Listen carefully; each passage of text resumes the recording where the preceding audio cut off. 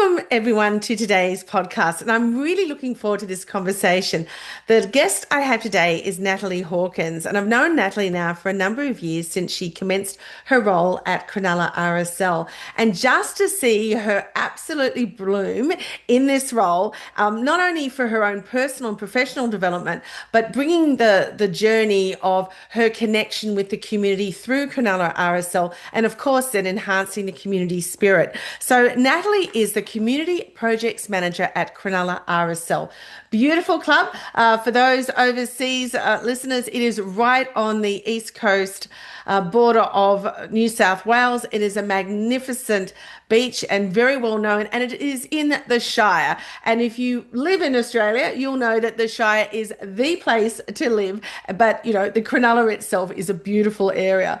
Now, in her role, she has spent the past 4 years driving the club's mission to make a meaningful difference in the Sutherland Shire. With a strong background in the not-for-profit sector, Natalie has been instrumental in expanding Cronulla RSL's community projects and certainly its impact, going well beyond its primary role as a veterans club. Under her leadership, the club has supported a wide range of community initiatives, charitable causes, and local events that enrich the lives of individuals and families across the Shire. In 2024-25 financial year alone, Cronulla RSL has contributed more than $450,000 in sponsorships, in-kind support, and club grants funding, a testament to Natalie's commitment to creating positive change and meaningful community connections. Welcome, Natalie. It's so lovely to have you on my podcast. How are you? Great. Thanks so much for having me. I'm excited to share all about what we've been working on.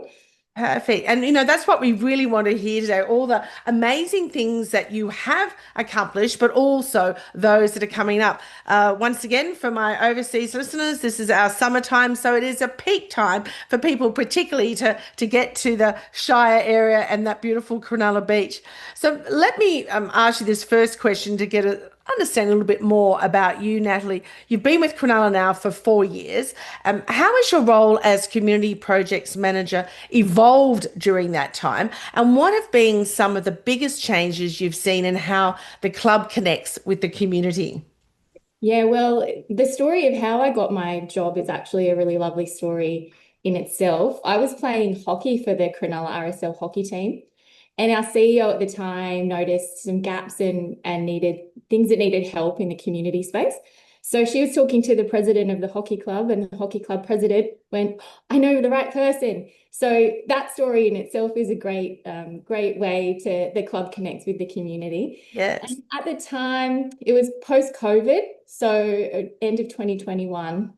And when I started, the club was very much just supporting the community with club grants and sponsorships and donations. And it didn't take me very long to realize that the suburb of Cronulla is really unique. And it may be that the same in other places, but after COVID, all of these small micro groups started popping up that weren't necessarily part of a traditional structure and had a committee. They were just people getting together, and most of them had an activity behind it, but it had a lot of mental health backing as well. So people were coming together to do running clubs, walking clubs.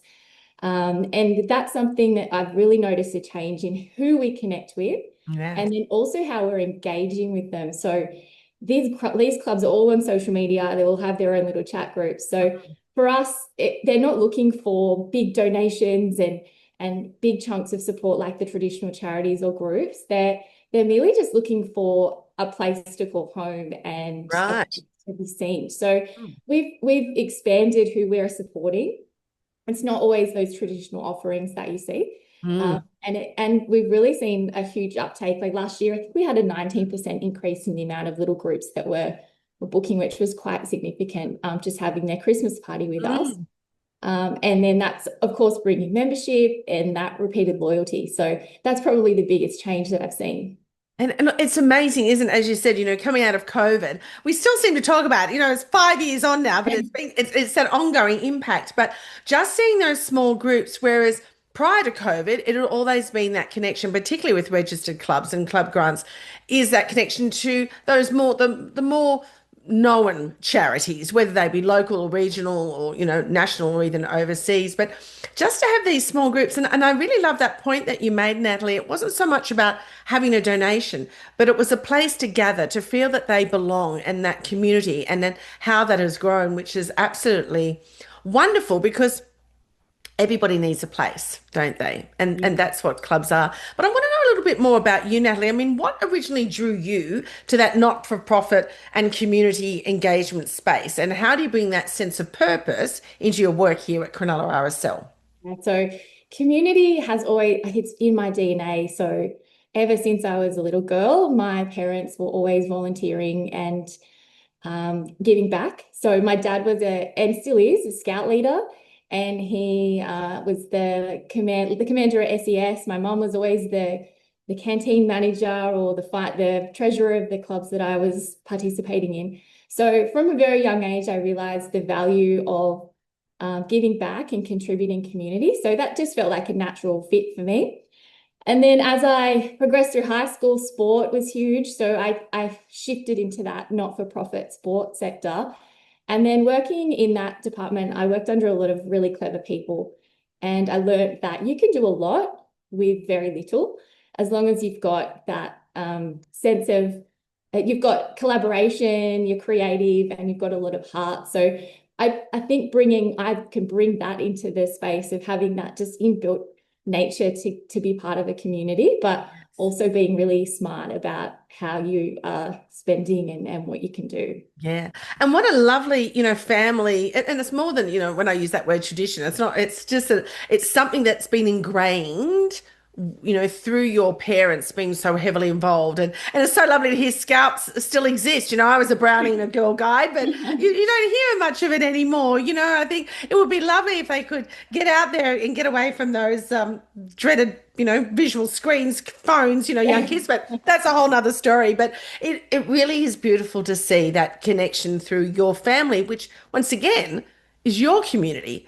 And then how that's expanding, and then bringing that into, as you said, it's lovely to have these organisations, but you've got to have business acumen. You've got to be able to understand, you do need to make money to be able to provide services or, facilities for those that are in need. So it's bringing both that lovely, friendly, caring, nurturing, but also that business side to it. And Cronulla RSL is so lucky to have you, to have somebody who's had that ingrained in them and been able to bring that through with the purpose. So for Cronulla RSL has gone well beyond being a veterans club. Now, for those that may not be familiar with the terminology, RSL is for a Returned Servicemen's League. So these clubs were established after World War II here in Australia, which brought together those men in particularly to a space where they could share their time together and perhaps stories that they wouldn't be able or didn't feel comfortable in sharing with their family. The women were also involved, more so probably making the sandwiches and doing the crocheting and running the raffles and doing all the things, but it's always been that strong club. And of course, over the years, it's opened up to RSL, still return servicemen and women, but also to the larger community, and not only those living in the community, but beyond that region too. So that's where we're using that terminology as a veterans club. Now, what does that broader mission of community connection mean to you personally, and how do you see it shaping the club's future? Because this connection is so important now, isn't it? Absolutely. So I think the RSL, especially ours, stands out on its own. And I don't just mean that because it looks like a ship and it's on the coast, this huge building. There's nothing else like it in the area. And when you look at all the communities, you've got restaurants and cafes and bars or shops, but no one really offers everything like an RSL can. So yes, you can go and have your chicken schnitzel and it's a place to gather and have your friends and family, but that home base, as I mentioned, is something really important. And you're exactly right. Like it's speaking to different cohorts, the children, wives, husbands, everyone. So that's so important for us then to make sure we stay connected with those groups, and we're not just making assumptions that that's what people want. We need to stay relevant. So, for example, since some of our subclubs are 70 years old, and there's bingo and table tennis and chess, and they're fantastic for that older cohort. but the newer cohort coming through aren't necessarily going to be interested in that. So Mm. we have to make sure that we stay connected to them and know what they want. So, for example, we have a young group of late teens, early 20s coming in, and there's a Lego group. So, Oh, wow. and they don't need a big donation. We just buy them a Lego set every now and again, and they work on it together. Yeah. So yeah, that it's just being relevant and staying connected to make sure you can be. I love that. And you know, my passion for Lego, Natalie was in Oh, my middle really? management program a while back. And Lego is that one connector. And I've actually just finished with my daughter last night the Simpsons Krusty Burger. Really cool, very difficult. It was a hard to find one.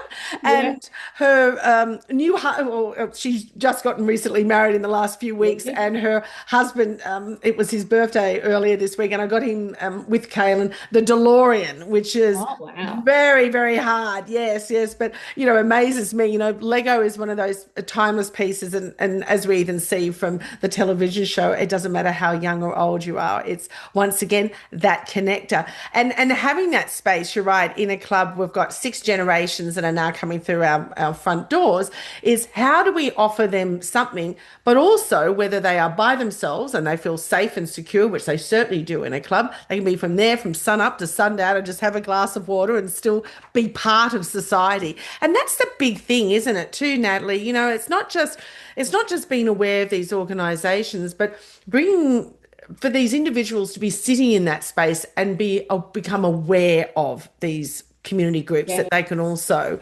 share, because you know loneliness is it's getting, you know, it's really becoming quite you know, what do they say? It's the third biggest killer now in first world countries, you know, and it's growing and it's spreading, particularly in Gen Z, you know, which is quite astonishing because you think everybody's connected on mobiles, but they are, but it's with people that they'll never see. Whereas being in the club, they can just sit there and, you know, share a laugh. Yeah. Yeah, which is, And a familiar face too. And we've had incidents where we've noticed that an older person may not have been for a few days, and now staff can recognise that's a bit strange they haven't been in, and put a call into the family. And we have had a few instances where the police have gone and someone's had a fall or they're really sick, and it's because of the club, our club staff that have been there and really recognised there's a problem. yeah. And look, that's so important. And I know I've shared on previous episodes as well as in meetings with clients, and I'm finding a lot of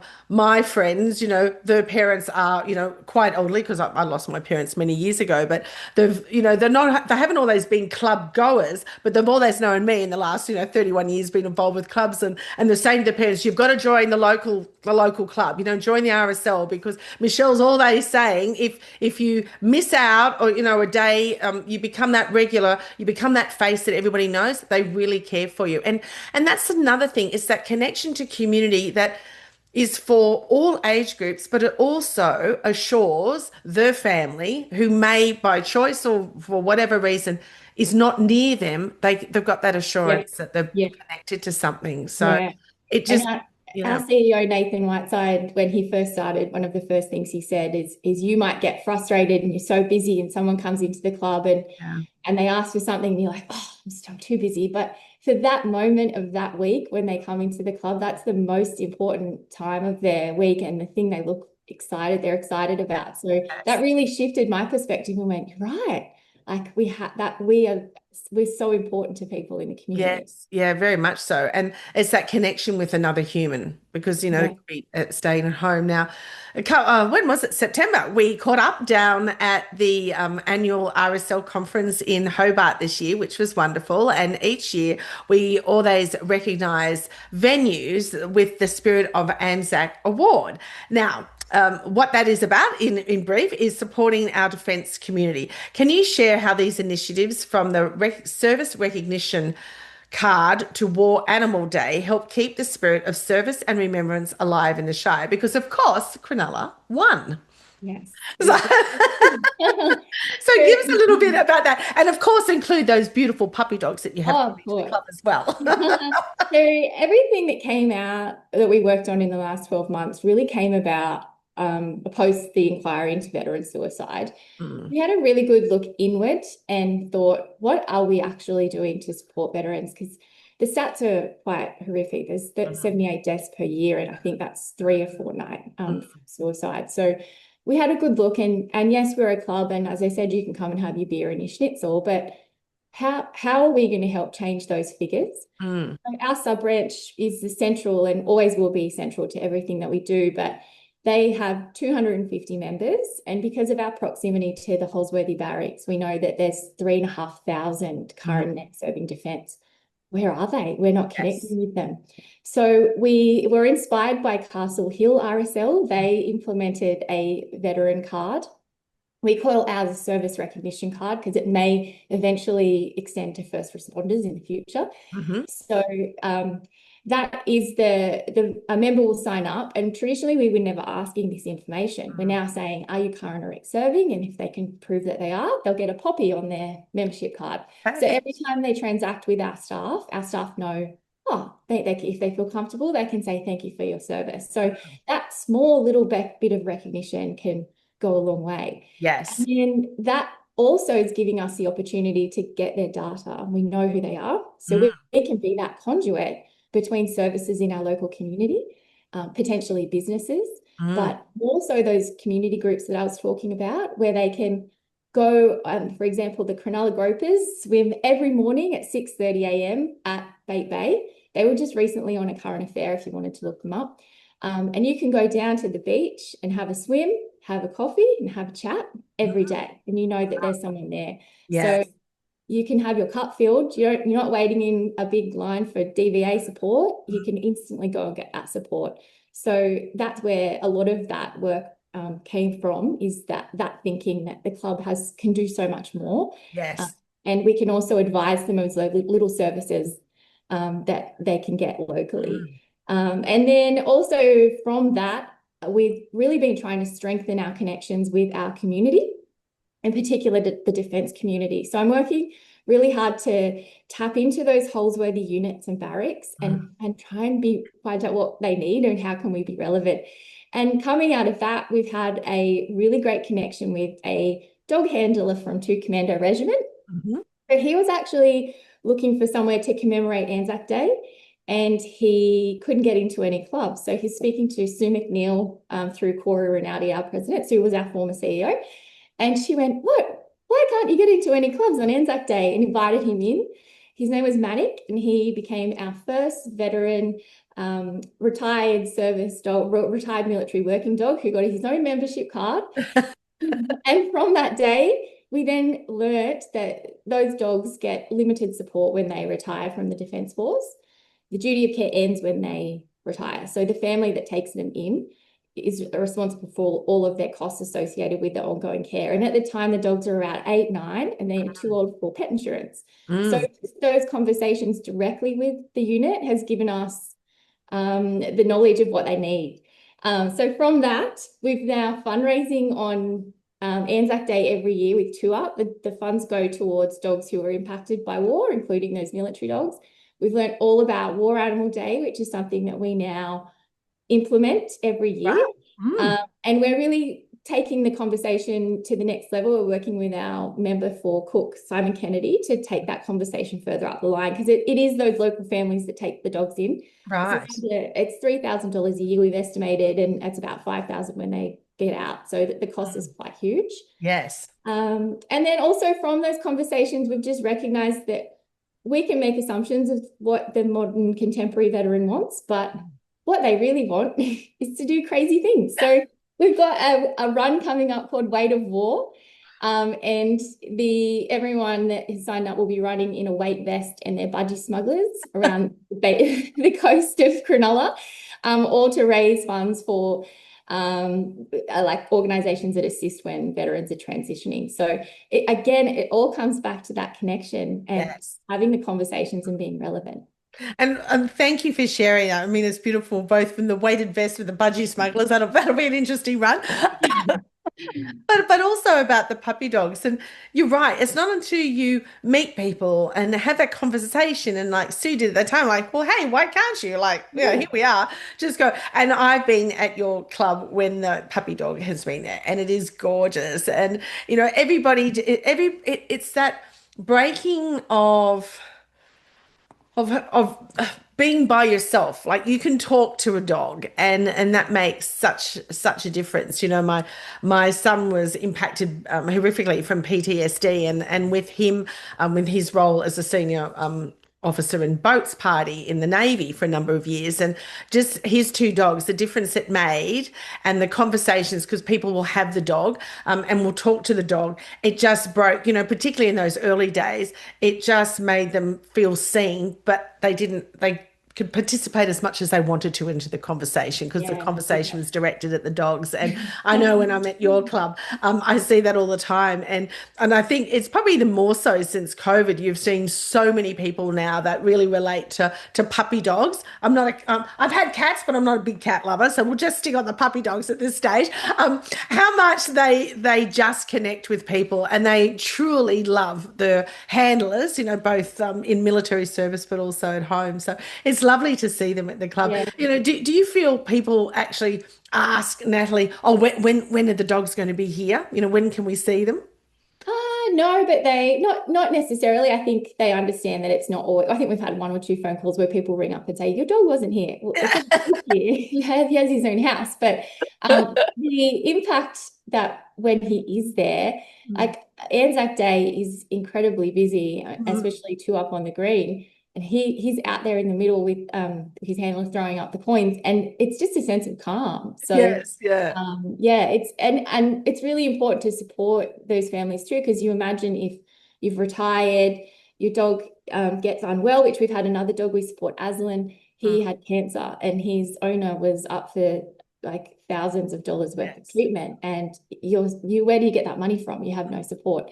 So yeah, it's important for their mental health well-being as well to Mm. make sure that they can keep their best friend. Yeah, it's beautiful because that's right. For some of them, they've served with them too, so it's so important. Yeah. Now, the Trees of Hope initiative is such a creative way to bring members and local organisations together. How did this idea come about, and what impact do you hope it will have? So, can you just share us a little bit more knowledge about that tree? Yeah, Yeah, that absolutely. sounds So fantastic. I don't know how many times I've mentioned the wonderful Sue McNeil today, but I'm going to drop her name again. So she brought this idea from Penrith Panthers when she transitioned. So Mhm. the Trees of Hope is a way that we, one, have our marketing team happy because they don't have to put Christmas decorations up and invest in that. But two, we have community organisations decorate a Christmas tree in a theme that matches their organisation. So it tells their story. And Wow. we put those in prominent places within the club. And then our members come in to the club and vote for their favourite tree. And then the trees, everyone will receive some kind of money for participating, but the tree with the most votes gets the highest pool of funds. So Right. unfortunately, we've had to scale back this year because there were more organisations than trees. Right. But we find this as so incredible because when you make a donation, it's one thing to pay the funds, take a photo, put it on social media. But the Trees of Hope, every time a member comes through, they stop and they look at the tree and they're engaging with what the tree, what the organisation is. Mm. So this year we've got Surfers Rescue 24/7, Integra Service Dogs, and a Platform 9, which is an organisation in the Shire supporting, providing shelter and emergency accommodation. So yeah, every time they stop and look, they can like absorb what that charity is about. Yes, yeah. Fantastic. Mm. One great story is a few years ago, we had the local animal shelter had a tree decorated, and a woman walked past at lunchtime and she stopped and went, I didn't even know you had an animal shelter. Wow. Very next day, she went and adopted a cat. Oh, The shelter was stoked. So yeah, it's just another way to bring that connection yeah. between the organisations and your members. Yeah. And sometimes you know, you can live in an area for a long time, but it's not, as you said, with that particular lady, it's not to you, oh, wow, I didn't even realize that. And I love the way that you do it through the Christmas trees because you're right.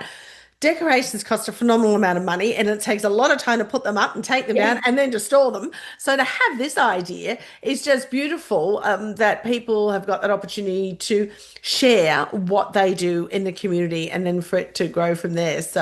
And you've got those three trees for this year. So when do they go up, Natalie? They just went up yesterday and the day before. So Yes. So they're up people, now. We used to have 11 trees. It just got, it, there's just too many organizations. So a bit, the prize pool is the same, but it'll be more bang for your buck for the organisations, which we Right. like. And we'll rotate them every year. So they're up now until December. They'll be up all until New Year's Day, but the Perfect. voting closes on the 15th of December. Perfect. So if you're in the area or you're passing by beautiful Cronulla at some time, go inside and vote and learn a little bit more about those three organisations. That's fantastic. Now, you've really helped to create this distinct community brand for Cronulla RSL, even in these four short years, one that stands apart from food and beverage. And I think, that's what a lot of people see a club is. It's really is that main component. What was the thinking behind that, Natalie, and how has it changed the way members, as well as guests and locals, engage with the RSL now? Do you see that there is Yeah. a different difference? Yeah, so our food and beverage brand is very strong, and even more so with the recent renovation. And I had so many things happening in the community, and the brand was just growing itself. So Mm, I be constantly saying, "Can we share this? Can we share this? Can we share this?" And it was overpowering the food and beverage brand. So we thought, let's split it, and we have the food and beverage stands alone, and the community stands alone, and we have right. freedom to post every day, no matter how small your event, no matter if your artwork for your event is made in Microsoft Word Mm. or it's designed by a designer, we share it. Oh, And that lovely. created that really lovely connection between us and the community groups. Mm, And I feel like it gives them a sense of ownership and it adds value onto what we can offer. So yes. if you have your trivia night at our club, we can put that on our community page, we can Mhm. share it on our social media, and that creates that really nice sense of belonging. Mm, And with that extra brand has come a digital, that social media pages as well. mm. And that is creating two levels of wonderful things. We can share the stories, but it's also providing me a platform to engage with current. Yes. I can like and share, and well done, that's great, excellent. But I can find new organisations. Mm, So that's fantastic that I can scroll through the community Cronulla chat groups and things like that and identify where there's a need or what has come up. Um, mm, and I can give support instantly. So I might see someone has a charity golf day. Hey, would you like a voucher? mm.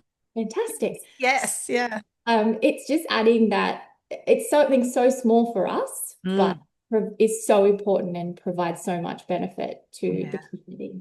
I love how you're so proactive with it, Natalie, because a lot of people would feel conscious of, well, how do I ask? I may or may not be a member. Oh, it's a big club. They support everybody else, and they have all those negative thoughts or they're just darn nervous to Yeah, ask. So by you being in that community group, as you said, you're able to identify who perhaps that you can support without asking for anything back. It's just that right. that generosity of spirit, which is so beautiful. How can my listeners actually, if they are in that Cronulla area, or they could be going there on holidays or got relatives or friends there. How do they find these pages so they can learn about more about the community as well as what you're doing? Yeah, so we are at Cronulla RSL Community, and that's the handle across both Cronulla RSL and at the Cronulla RSL Facebook and Instagram. But Mhm. also, if you just go to the Cronulla RSL page, you can click about, and it'll drop down to our community page, which is cronullaRSLcommunity.com.au. Perfect. Well, I'll certainly put those links in the show notes as well because I know my listeners go, oh, let's go and have a quick sticky beak and learn about it and then start following you. Yeah, So that would be excellent.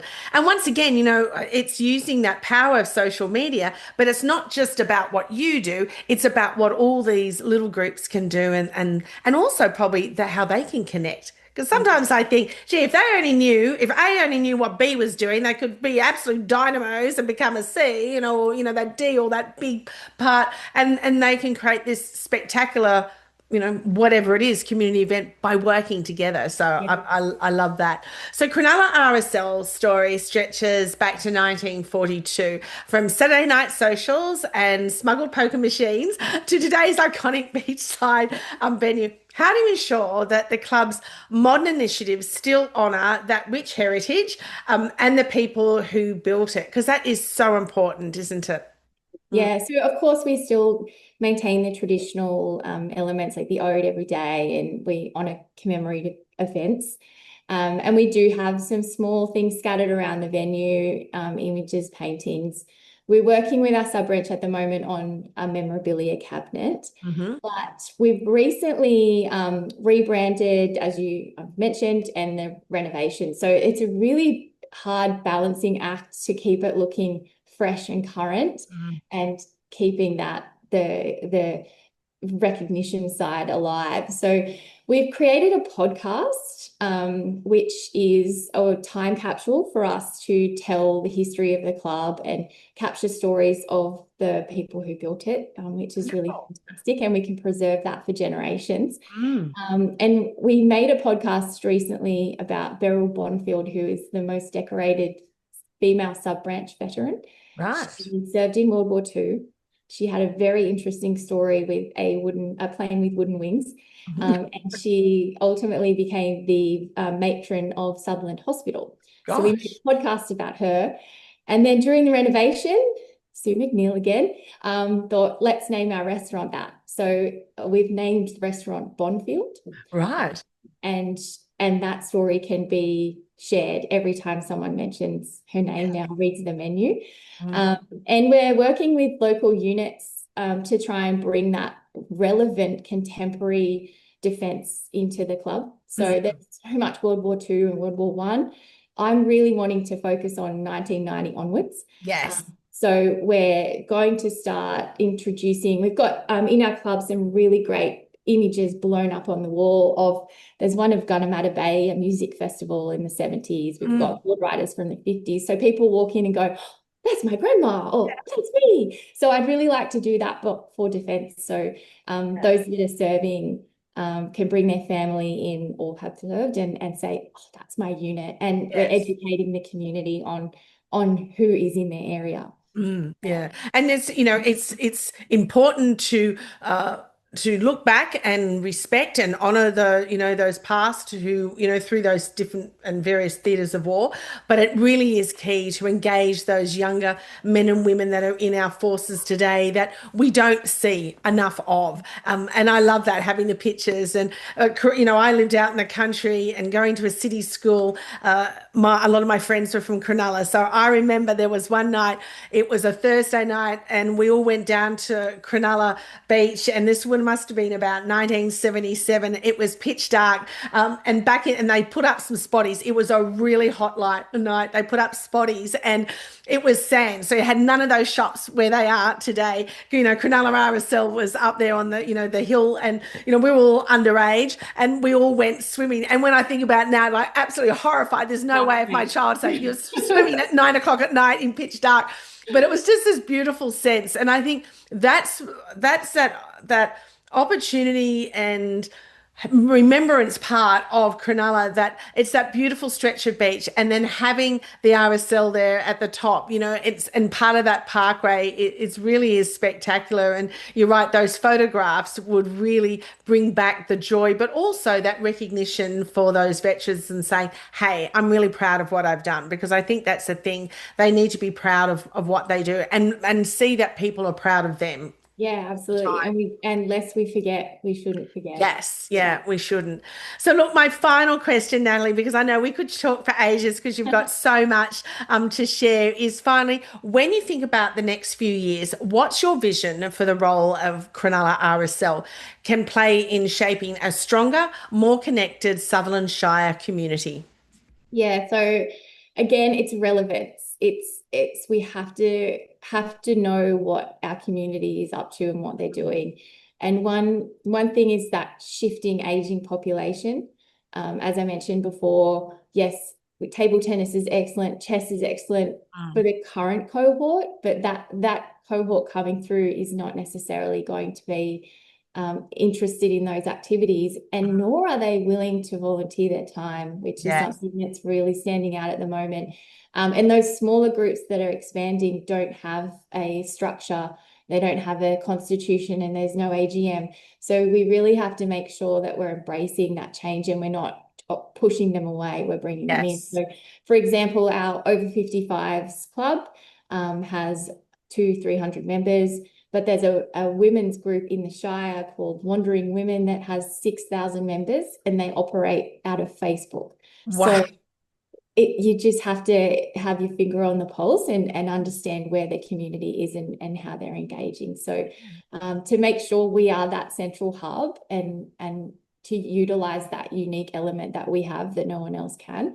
Mm. Yeah, it's just being current, relevant, and creating that sense of ownership for our community. Yeah, which is wonderful. Natalie, thank you so much for sharing your insights, your knowledge. But listeners, if you go onto YouTube or Spotify and you'll see the beautiful Natalie on the screen, you can just see the passion that she has for this connection of community, working with those that perhaps don't always have a voice in the community that are being heard. But more importantly, it's that connection between individuals and groups and that community. Thank you so much. And thank you to Nathan and the team there that have carried on, a number of the works that Sue McNeil started and inspired. And Cronulla RSL will continue to grow with that community. So thank you so much, Natalie, for sharing. Ciao. And once again, congratulations on winning the Spirit of Anzac Award as well. Very, very good. Thanks. All right, take care. Thank you.